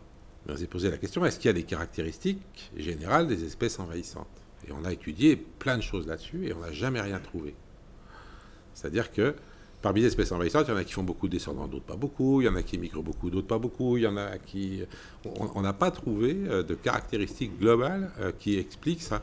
Et donc, ça veut dire que la capacité à évoluer, tu vois, à devenir envahissant et à envahir des nouveaux milieux, elle doit dépendre de trucs qui sont vraiment pas simples. Mais ce que je veux dire, il n'y a rien de plus adapté à son optimum, qui lui est très artificiel, que certains animaux ou plantes domestiques, voire bactéries qu'on cultive. Et en fait, en général, leur capacité de robustesse, s'il n'y a pas d'hybridation avec des espèces sauvages, est relativement fragile, parce que leur niche écologique est extraordinairement, a priori, restreinte. Chez Caenorhabditis elegans, je passe apparemment du coq à l'âne, mais il y a... Parce que qu'est-ce qu'on appelle un optimum? Et donc, toutes les expériences qui sont faites depuis 25 ans pour essayer de voir si des changements génétiques ou des changements d'environnement ou de mode de vie peuvent augmenter l'espérance de vie maximale et prolonger la jeunesse des animaux, je veux dire, on peut considérer que c'est un optimum. Vivre 2 fois plus longtemps, vivre 1/3 plus longtemps en étant jeune, c'est une forme d'optimum. Tout dépend de ce qu'on appelle l'optimum. Alors si c'est un optimum en termes évolutifs... C'est transhumanistes qui font ça. Non, c'est... Mais si je peux... Juste pour terminer, certains mutants, parce qu'il y a des mutants chez Caenorhabditis, un petit ver transparent, assez éloigné de nous, il y a certains mutants qui vivent 2 fois plus longtemps. Et donc, ils n'ont apparemment aucun désavantage par rapport aux autres vers. Ils se reproduisent de la même façon, ils se déplacent de la même façon, etc. Et une chercheuse, Cynthia Kenyon, si ma mémoire est bonne, avait fait il y a quelques années une expérience qui consistait à changer leur environnement, c'est-à-dire à les faire vivre avec d'autres petits vers Caenorhabditis elegans qui, eux, n'ont pas cette mutation et qui vivent moins longtemps. Eh bien, au bout de 5 à 6 générations, il n'y avait plus de descendants. C'est-à-dire qu'en fait, ils vivaient très bien dans leur environnement, qui sont les petites boîtes dans lesquelles on les nourrit, comme les autres, mais en compétition, en reine rouge, avec ceux qui n'étaient pas mutants, eh bien, leurs descendants, pour des raisons qui sont mal expliquées, finissaient par ne plus survivre au bout de quelques générations. Et donc, l'idée, c'est que si on ne trouve pas jusqu'à maintenant dans la nature de Caenorhabditis elegans mutants, donc il y en a sans doute, mais ils sont extrêmement rares, qui a ce doublement ou ce triplement de la durée de vie maximale, c'est sans doute que dans l'environnement extérieur, le fait d'avoir cet optimum est un désavantage. Donc je veux dire, la question même d'optimum est une question extraordinairement... Si c'est un optimum en termes purement évolutionnistes, ça veut dire avoir beaucoup d'enfants qui ont beaucoup d'enfants. Et donc à ce moment, atteindre son optimum, c'est avoir atteint un état où dans l'environnement, dans les environnements où on vit, on a beaucoup de petits qui ont beaucoup de petits. Mais quand on parle d'optimum, et on le voit bien dans votre exposé, on parle toujours d'autre chose, pas simplement du succès évolutif en termes de nombre de descendants à travers le temps. Et c'est là que la notion d'optimum, elle peut même être, c'est-à-dire antagoniste de la capacité à donner naissance à des descendants ou donner une fragilité, peut-être. C'était ma question initiale dans l'environnement. Oui. Mais c'était bien de revenir à cette notion de reine rouge, parce que c'est vraiment là l'optimum tel qu'il est présenté, c'est vraiment dans cette idée justement de court jester, où là, qui est lié à un environnement donné. Et c'est justement, on n'a jamais un seul processus et pas l'autre. Donc effectivement, on peut se dire que c'est la reine rouge qui permet, qui oblige en tout cas à continuer à évoluer, à s'adapter, à avoir cette capacité d'adaptation et à jamais être bloqué en fait dans un optimum donné. Et celui qui est bloqué dans un optimum, face à la reine rouge, c'est-à-dire au changement permanent autour et au fou du roi, devient fragile. Ça, si on n'a pas de capacité d'adaptation.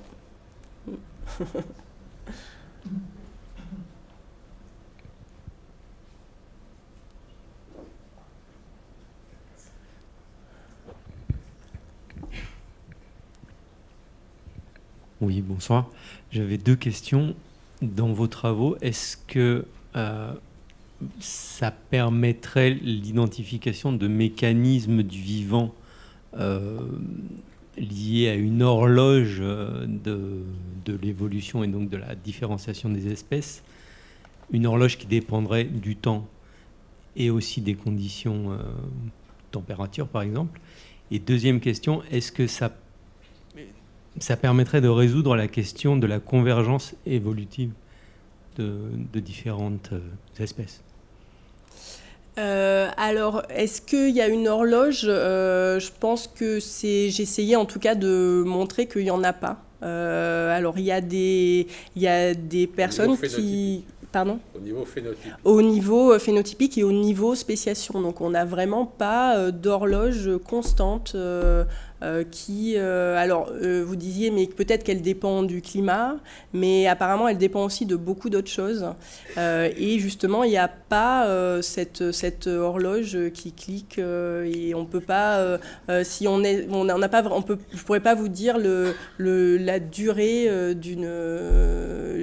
le temps qu'il faut pour qu'il y ait une spéciation. Il n'y a pas de nombre comme ça, parce que ça varie vraiment beaucoup à travers le vivant.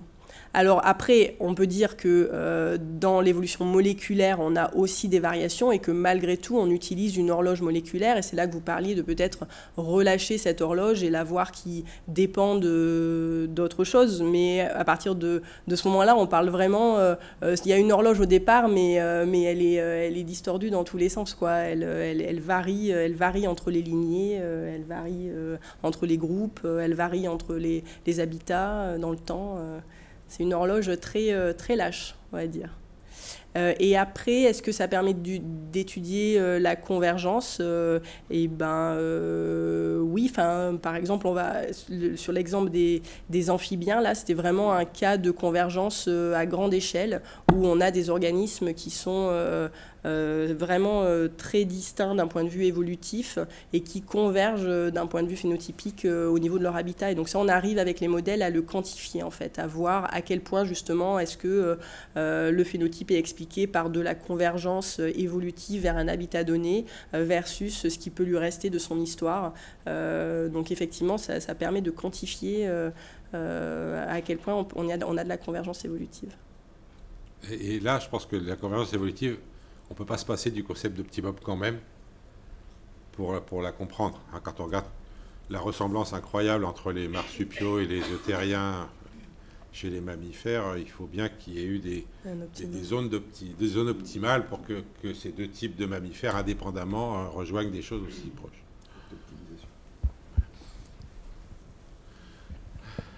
Oui. On parle de plus en plus d'éléments transposables dans l'ADN, puisque votre arbre est basé sur les séquences d'ADN.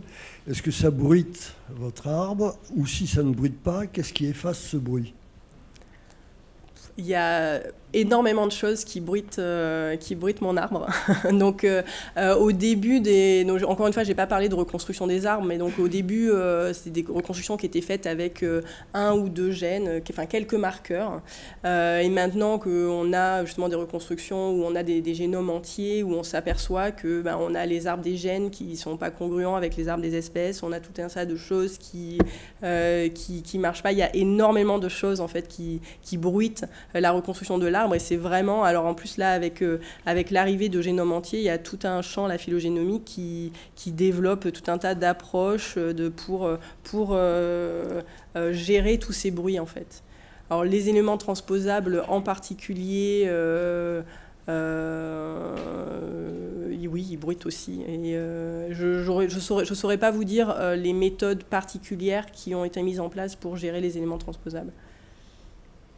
Enfin, ceci dit, malgré tout ce bruit, il y a quand même un certain nombre de choses qui ressortent, si vous voulez, de façon extrêmement claire. Il ne faut quand même pas vous ça n'est pas une cacophonie. Voilà, c'est pas une cacophonie. Ça dépend quand même. Et si vous voulez, le point de départ dans les années 1960, à la fin des années 60, en fait, ça a été une découverte qui peut-être en surprendra encore quelques-uns parmi vous, si vous n'êtes pas au courant. C'est que, par exemple, si je vous pose la question, qu'est-ce qui est le plus proche d'une truite? Est-ce que c'est un requin ou un humain?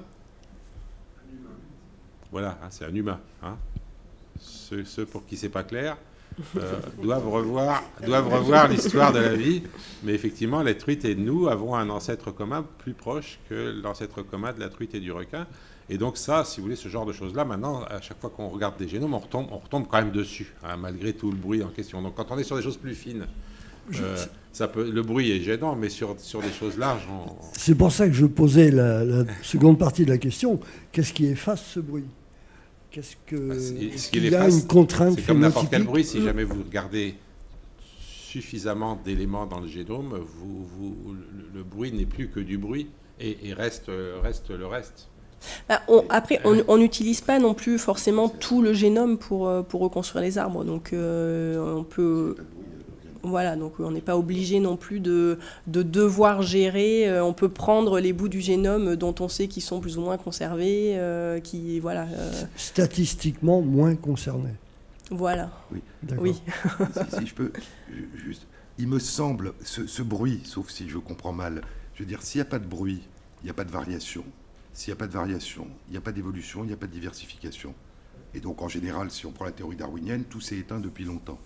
Hein, puisque si quelque chose reste sans bouger au niveau individuel et au niveau populationnel, en général, ça disparaît. Donc, le fait qu'il y ait du bruit à l'intérieur de l'individu, à l'intérieur d'une espèce, qu'il y ait même des transferts horizontaux entre des espèces, qui est la méiose qui fait que le petit n'est jamais exactement identique à ses parents, quel que soit le mode de reproduction. J'allais dire, c'est ce bruit même au niveau brownien qui est le minimum qui fait, j'allais dire, qu'il y a un changement. Et sans doute qu'il y a une pérennité du vivant. Donc que le bruit... Alors si la question que vous posez, c'est comment se fait-il que le bruit n'aboutisse pas à un désordre total, j'allais dire, c'est une autre question, qui est celle des mécanismes d'auto-organisation du vivant. Parce que, je veux dire, du bruit, il y en a partout, parce que les protéines sont en train de bondir dans tous les sens, parce que les atomes sont en train de bouger, parce que, je veux dire, il y a un bruit... Le bruit qu'on regarde quand on regarde un génome, c'est un bruit... en photographie à des moments donnés. Mais je veux dire, vous prenez n'importe quelle cellule vivante, si les mouvements faisaient du bruit, ça serait un vacarme absolument insupportable. Et c'est à la fois ça qui fait que c'est vivant, et en même temps qui fait que c'est pendant un temps stable. Mais pendant un temps, parce que les individus disparaissent. Les espèces évoluent, disparaissent, se transforment. Donc je veux dire, c'est dans cette instabilité, dans cet état d'instabilité que la vie s'est propagée depuis 4 milliards d'années. Et il est hautement probable, je pense, que si ces états, au fond, qu'il n'y a qu'à diminuer le bruit, diminuer la variation pour que le vivant s'éteigne. Oui, la question par ici. Oui. Oui.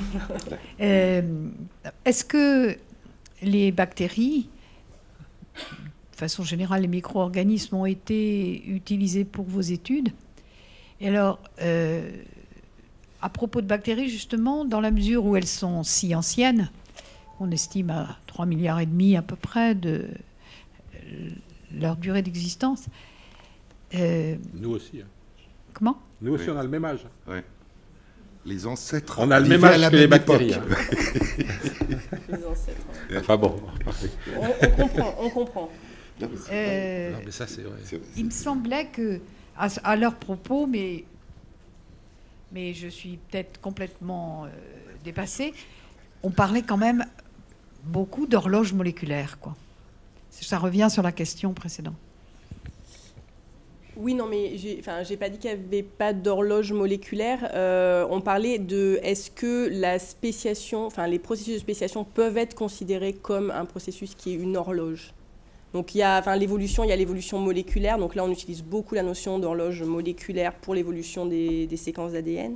Après, il y a l'évolution telle que j'ai présentée au niveau de la spéciation des espèces, l'évolution au niveau de l'évolution des phénotypes. Donc moi, tel que j'ai compris la question, c'est est-ce qu'on peut dire que le processus de spéciation, c'est un processus d'horloge, c'est-à-dire ce que ça voudrait dire, c'est qu'il clique à des moments donnés avec un taux plus ou moins constant au cours de l'évolution. Et là, la réponse est Plutôt non. Voilà. Alors que les génomes, il n'y a pas de problème. Hein. Et effectivement, les séquences, elles mais après, même au niveau des molécules, c'est ce que je disais aussi, il y a aussi de la variabilité. Et c'est pour ça que dans nos modèles de reconstruction et d'évolution moléculaire, on fait des horloges relâchées qui permettent de prendre en compte cette hétérogénéité dans les vitesses d'évolution des séquences. Et ça, c'est vrai aussi bien chez les bactéries que chez les autres organismes.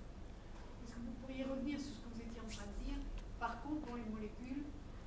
c'est ce que, si vous voulez, quand on regarde les séquences d'ADN, pour un groupe donné, dans une période donnée, il y a une relative horloge qui fonctionne. Et puis, de temps en temps, vous avez un groupe qui se met à pas fonctionner comme les autres, hein, à avoir l'horloge qui se met à s'accélérer, etc. Mais cette horloge-là, on sait à quoi elle est due. Hein, elle est due à des changements stochastiques qui se produisent au cours du temps. Donc, c'est des horloges du même type que les horloges atomiques, c'est-à-dire que c'est fondé sur des probabilités. Hein, et effectivement, comme le vient de dire Hélène, on est complètement revenu sur l'idée qu'il y avait une horloge moléculaire universelle qui allait nous donner toutes les datations, et que ça soit chez les bactéries ou chez les autres, eh bien, il y a des branches qui se mettent où l'horloge se dérègle, ou en tout cas où elle n'est pas réglée de la même façon que les autres branches. Voilà. Donc les modèles sont capables maintenant de plus en plus de tenir compte de ces hétérogénéités.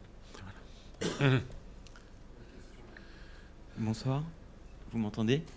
Oui. Vous aviez parlé tout à l'heure de votre besoin de plus de jeux de données pour tester et valider vos modèles. Du coup, je me posais la question, aujourd'hui, qu'est-ce qui limite, ou plutôt vu différemment, qu'est-ce qui favoriserait, si vous aviez une baguette magique par exemple, vos recherches? Est-ce que ce serait plus de données?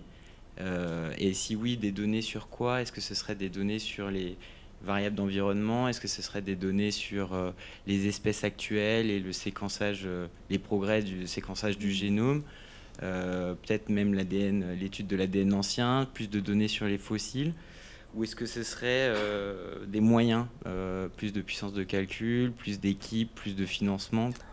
C'est tout en fait. J'imagine. Malheureusement, si on voit, c'est vraiment ça intègre beaucoup de données différentes, des données moléculaires, des données fossiles, des données environnementales, des données géographiques. Et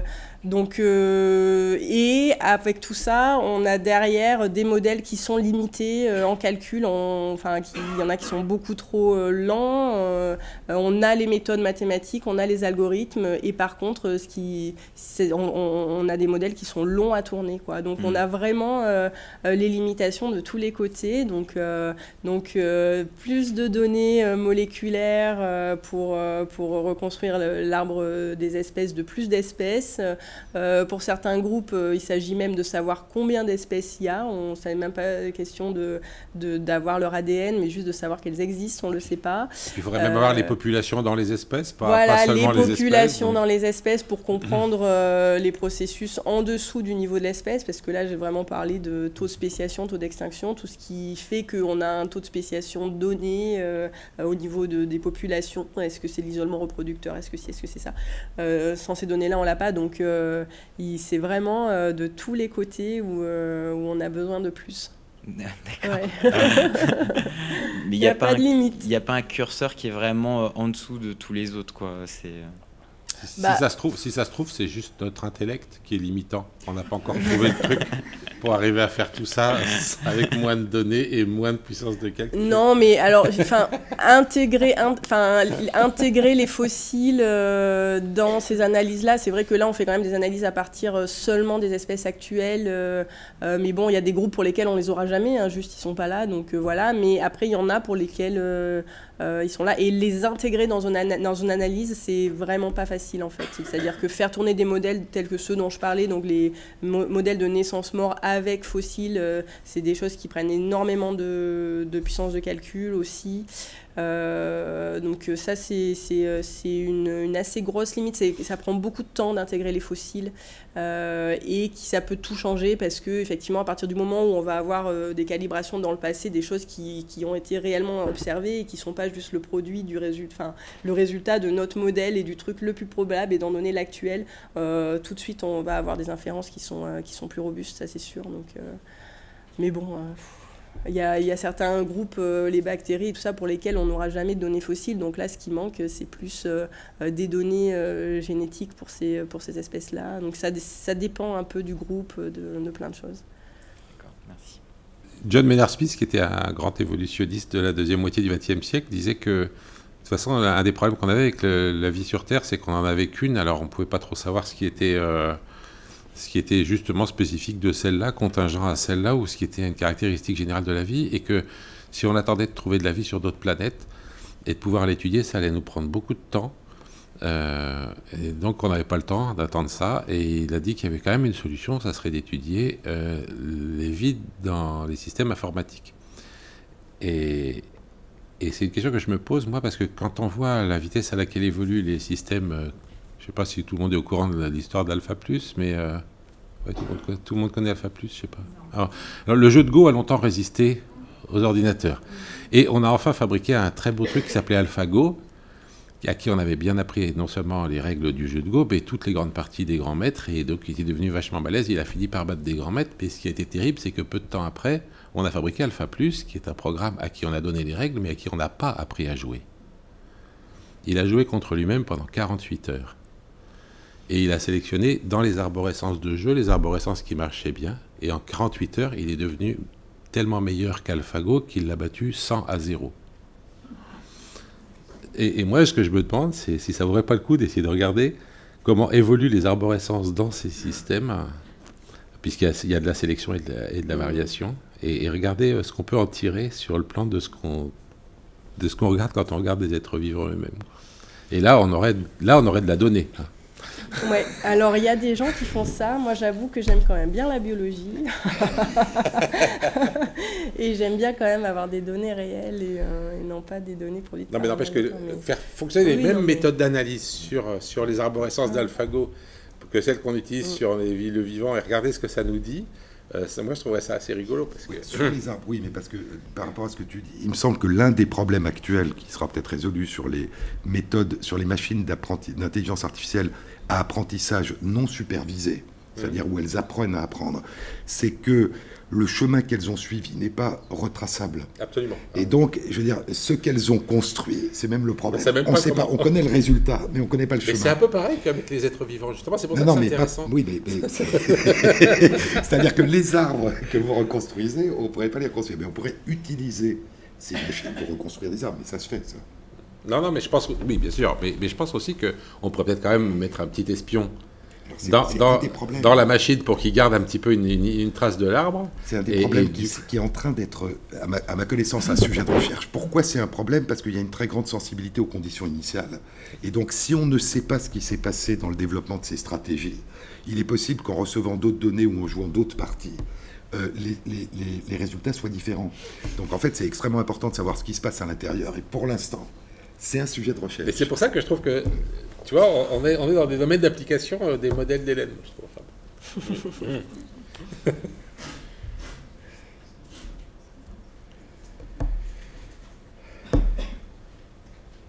Est-ce qu'il y a encore des questions? Sinon, je vous propose... N'ayez pas peur, hein. Il n'y a pas de questions bêtes, hein. Il n'y a que des réponses bêtes. Mais... Juste sur les analogies, moi j'aime bien ces histoires d'analogies parce que je travaille dans un autre domaine, mais je fais souvent les analogies avec justement l'évolution. Hein, c'est pas pour rien qu'on est ici. Et en fait, justement sur les sociétés humaines ou les organisations humaines, est-ce que justement là, avant d'aller voir ce qui se passe sur l'intelligence artificielle, on peut pas... est-ce qu'il y a des passerelles possibles sur les modélisations ou pas? Et juste deux choses aussi, également, et sur les sociétés ou organisations humaines, mais aussi sur des modèles là infiniment, dans l'infiniment grand, sur les évolutions carrément de notre univers. Non, alors sur l'évolution humaine au niveau des modèles, effectivement, il y a des analogies puisque les formules mathématiques qui sont utilisées, là que j'utilise ici, en fait, c'est des formules qui viennent pas mal de modélisation de la dynamique des populations.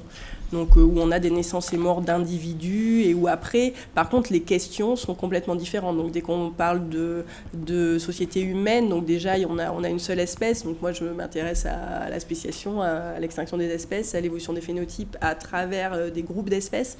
Donc les questions après voilà seront plus du tout les mêmes, mais par contre les types de modèles qu'on utilise sont assez similaires.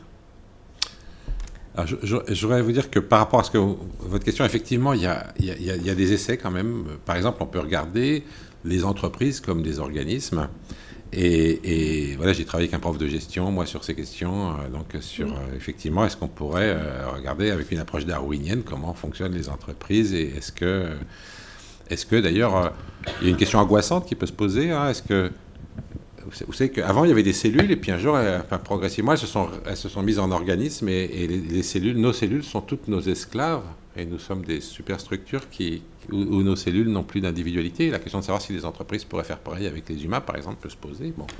Est-ce que les humains pourraient ne devenir que les cellules de super-organismes qui seraient les entreprises? Bon. Donc on peut jouer à des modèles comme ça. On a un problème quand même, quand on veut adapter ces modèles à des structures comme ça, c'est que le vivant a une caractéristique qui est assez extraordinaire, c'est justement la génétique. C'est-à-dire le fait qu'il existe une information génétique qui est transmise, qui est capable de varier à peu près à l'infini. C'est-à-dire que le nombre de variations possibles dans le vivant est disons pas infini, mais illimité. Hein. Et cette variation, elle est héritable. Or ça, c'est pas facile de trouver. On n'arrête pas de parler de l'ADN des entreprises, mais en réalité, il y a peut-être des trucs quand même qui se transmettent d'une entreprise à ses filiales, etc. Mais c'est quand même pas du tout aussi net que le génome. Et c'est ça la difficulté si on veut transposer des modèles de vivants dans des modèles sociaux comme ceux que je crois que c'est à ça que vous pensiez. En revanche, au niveau de l'univers, alors ça n'existe pas. C'est-à-dire que les gens qui ont dit qu'on pouvait parler de Darwin, d'évolution darwinienne pour les planètes, pour les étoiles, etc., bah ça non, parce qu'il n'y a pas d'hérédité. Il n'y a pas des planètes qui marchent bien, puis on les garde, et des planètes qui ne marchent pas bien, on les jette, etc. Et donc, il y a des planètes qui disparaissent et d'autres pas. Mais simplement, ça ne s'hérite pas de génération de planète en génération de planète. Voilà. J'avais pas bien compris, je croyais que vous parliez d'évolution de l'espèce humaine, en fait. Mais du coup, oui, sinon, il y a aussi des travaux sur les marques des voitures. Voilà, qui sont faits en utilisant ces modèles-là aussi, donc de comprendre la diversification des marques de voitures, et pareil la dispersion des modes de fabrication. Donc il y a effectivement des analogies qui sont faites de ce côté-là. Oui. Sur les marques de voitures, il y a des choses. Oui.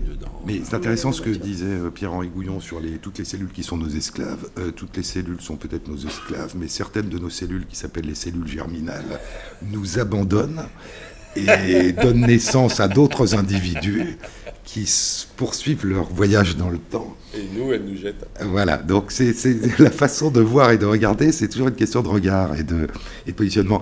Pour l'univers, c'est intéressant. Il y a une évolution, ça a été la grande révolution de l'astrophysique à partir du début du XXe siècle, puisque 50 ans après Darwin, les astrophysiciens pensaient que le vivant n'avait cessé de se métamorphoser, mais que l'univers, lui, n'avait pas bougé, en gros, depuis qu'il existait. Et en fait, il évolue. Donc la question, c'est tout ce qui évolue. Ce que disait Pierre-Henri, n'évolue pas forcément selon les mêmes modalités. Et quand on parle d'entreprise, quand on parle des langues, c'est de l'évolution culturelle. Il y a beaucoup de choses qui sont des évolutions culturelles, qui existent d'ailleurs dans les sociétés humaines et animales, et qui ne sont pas forcément semblables à de l'évolution génétique. L'univers évolue.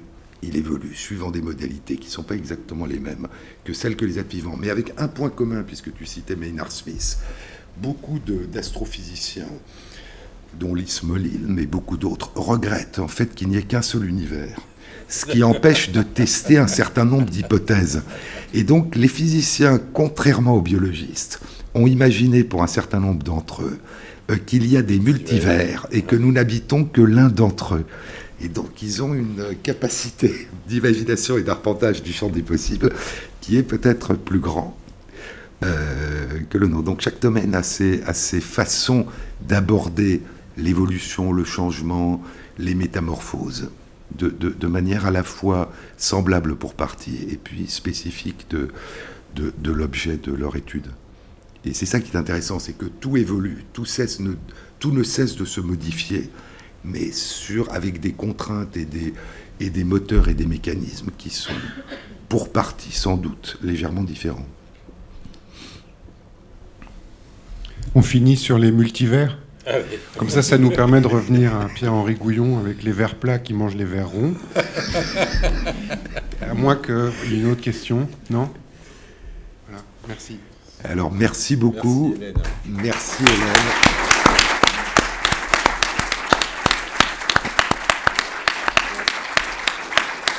Et peut-être que l'exploration des formels à l'aide des mathématiques peut faire émerger aussi des idées radicalement nouvelles et pas simplement expliquées. Donc je crois que c'est un très beau domaine. Je vous souhaite un bon été et donc les rencontres reprendront le mardi 11 décembre. 11 décembre 2018. Et donc, un bel été, un bel automne, et à l'hiver prochain.